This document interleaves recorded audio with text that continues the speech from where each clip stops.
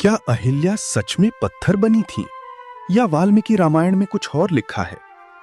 ये कथा वाल्मीकि रामायण के बालकांड में आती है, जब भगवान श्री राम गुरु विश्वामित्र के साथ वन में जाते हैं।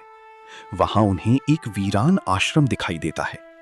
ये आश्रम था गौतम ऋषि का और उनकी पत्नी थी देवी अहिल्या, जो अत्यंत सुंदर और पवित्र थीं।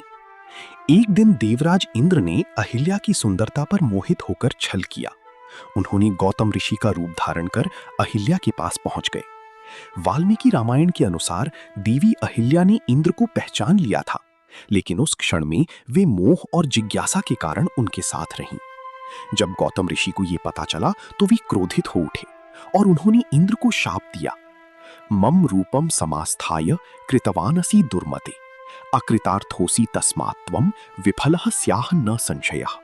अर्थात, हे दुष्ट, तूने मेरा रूप धारण कर अधर्म किया है, इसलिए तू विफल यानी नपुंसक हो जाएगा। बाद में देवताओं की प्रार्थना पर इंद्र को 1000 नेत्र यानी सहस्राक्ष प्राप्त हुए और फिर देवी अहिल्या को शाप दिया, इह वर्ष सहस्राणि बहूनि त्वं निवत्स्यसि, वायु भक्षा निराहारा तप्यंती भस्मशायिनी।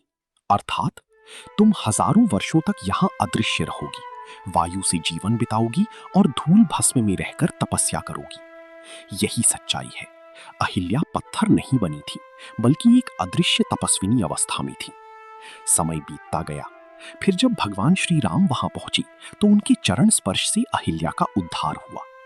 रामस्य तु चरण स्पर्शात पुनर्लब्धा पुरातनम रूपम तेजश्च सौभाग्यम।